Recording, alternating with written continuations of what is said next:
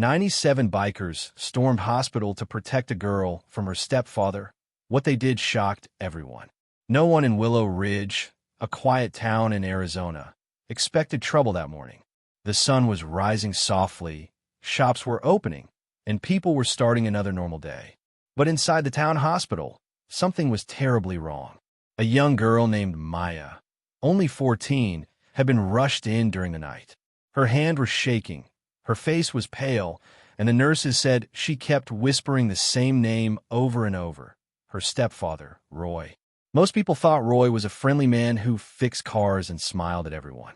But Maya knew the truth. She had been hiding her fear for years.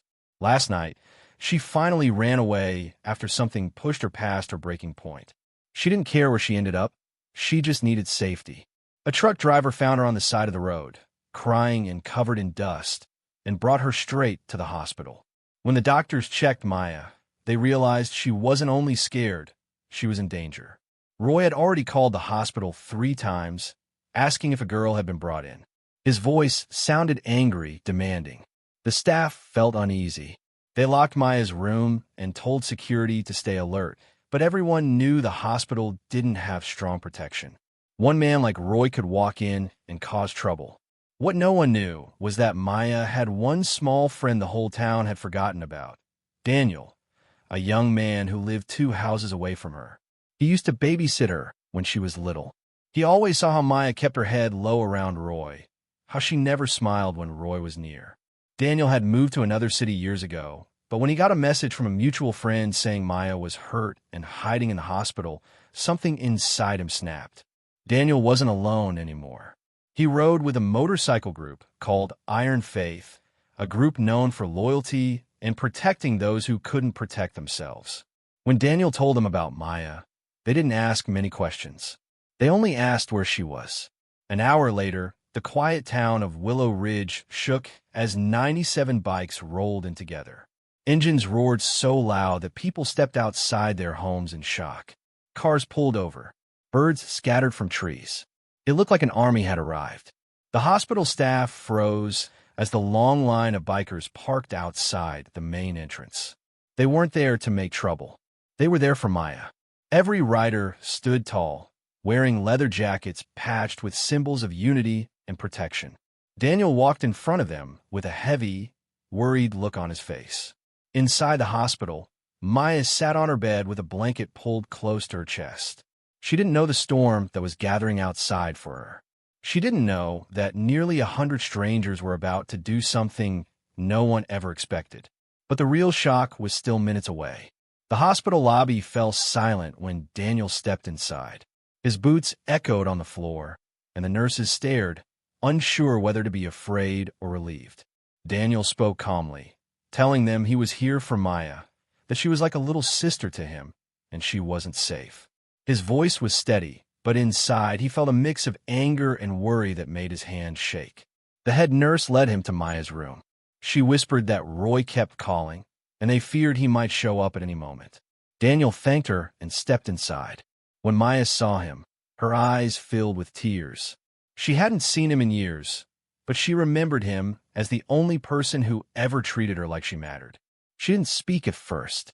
She just reached out and held his hand, as if afraid he would disappear like everyone else who ever promised to help her. Daniel told her gently that she wasn't alone anymore. He told her the bikers outside were his family, and that none of them would let anyone hurt her again. Maya looked at him in disbelief. She couldn't understand why so many people would show up for her, a girl who had spent years feeling invisible. Outside, the bikers formed a line along the hospital walls.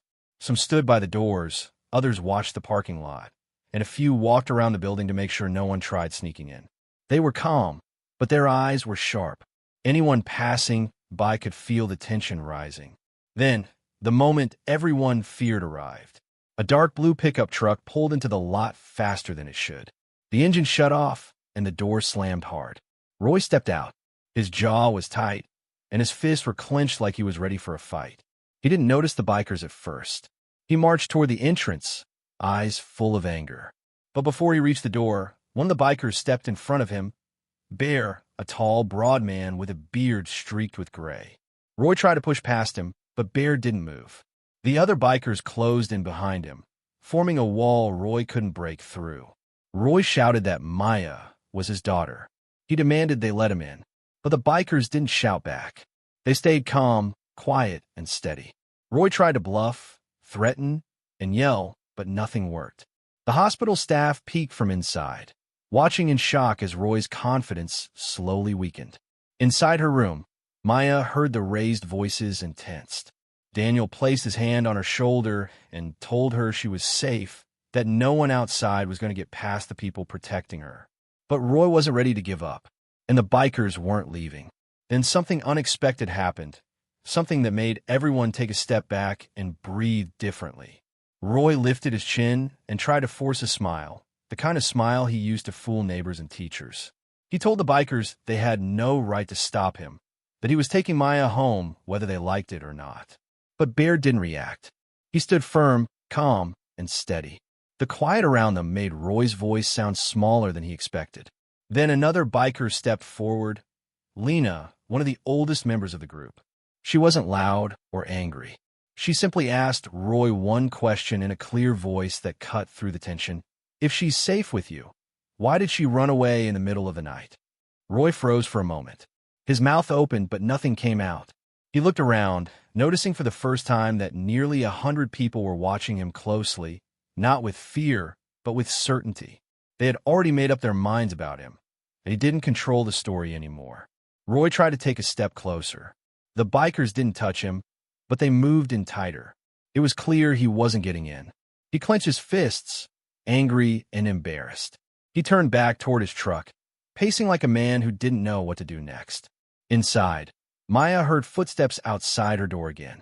She pulled her blanket closer to her chest, whispering that she didn't want to see her stepfather. She was terrified he would force her to leave before anyone could stop him.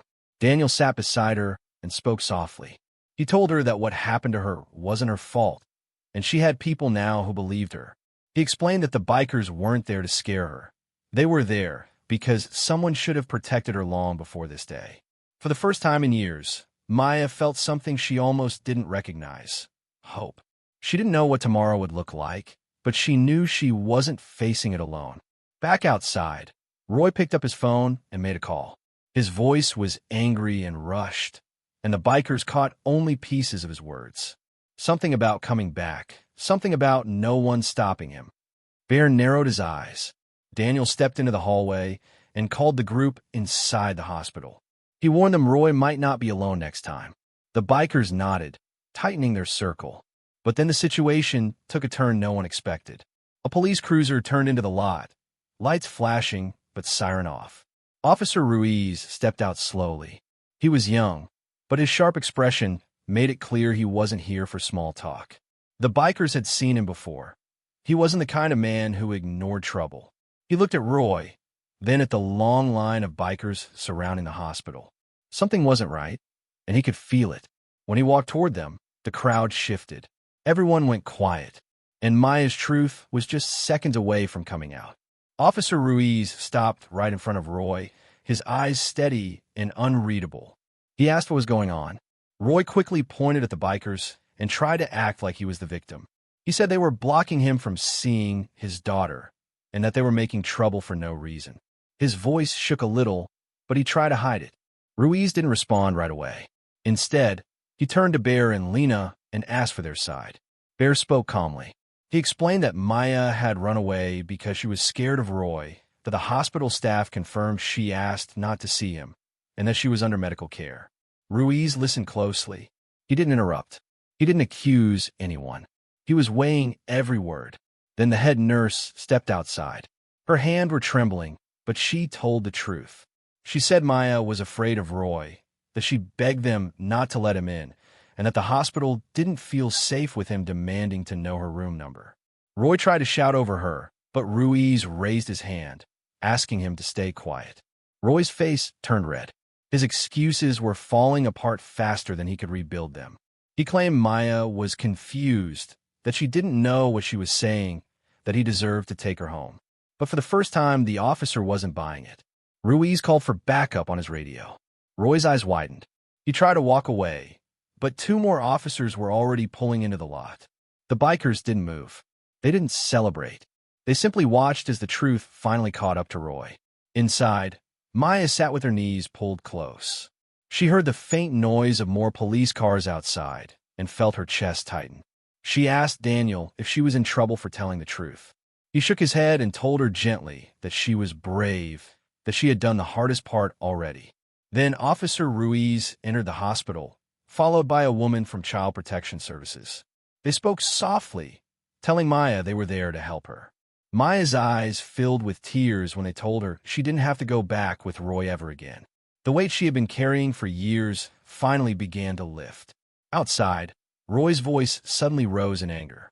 He tried to run toward the door, shouting Maya's name, swearing she belonged to him. The officers blocked him before he got anywhere near the entrance. One officer placed handcuffs on him while Roy kept yelling, but the bikers stayed calm, watching quietly as the man who had controlled Maya's life was finally being taken away. When the police car door shut, Roy was no longer a threat. But something else was about to happen, something that would change Maya's life even more than his arrest. The bikers weren't leaving. They had one more promise to keep. When Roy's police car finally pulled out of the parking lot, the air outside the hospital felt different. The anger was gone. The fear was gone. All that was left was a strange, quiet peace. The bikers stood together, watching the car disappear down the road, but none of them walked away. They knew their job wasn't finished. Inside, Maya sat with Daniel as the child protection worker asked her gentle questions. She answered slowly, still shaking a little. But this time the fear wasn't controlling her. For the first time in years, she felt safe enough to speak. When they told her she would be moved to a safe home with people who actually cared, she broke down crying. Not from sadness, but from relief. Daniel stayed right there by her side. He told her she wasn't alone, and the Iron Faith Riders would always look out for her. She didn't understand why a whole group would care for someone like her. But Daniel explained something simple. You're not someone we're saving. You're someone we're standing with. Outside the hospital room, the bikers waited quietly in the hallway. People passing by stared, surprised to see tough riders standing so still, heads bowed, hands in pockets. They weren't there to scare anyone. They were there to make sure Maya knew she had a family now. When Maya finally stepped out of her room, still holding the blanket around her shoulders, the bikers straightened up. One by one, they nodded at her. They didn't clap. They didn't cheer. They just showed respect, real, honest respect, for a girl who had survived something terrible and stood strong. Lena walked forward and gently handed Maya a small silver bracelet with a tiny wing charm. She told Maya it was a symbol of strength, something riders gave only to someone they believed in. Maya held it tightly, tears filling her eyes again, but this time they were warm tears. Before the bikers left, Daniel knelt beside Maya and promised her something she would remember forever. No matter where you go, you'll always have 97 people ready to stand up for you. Maya smiled for the first time since arriving at the hospital. A real smile. She wasn't just protected. She was seen, understood, and valued. And as the bikers walked out of the hospital, engines rumbling once more, the town of Willow Ridge witnessed a moment they would talk about for years. Because this wasn't a story about danger. It was a story about courage, about a girl who found her voice, and about 97 people who refused to let darkness win. If you're watching this, tell us in the comments which country you're watching from. Your support means a lot, so don't forget to like, share, and subscribe for more powerful stories like this. Thank you for being here, and stay safe wherever you are.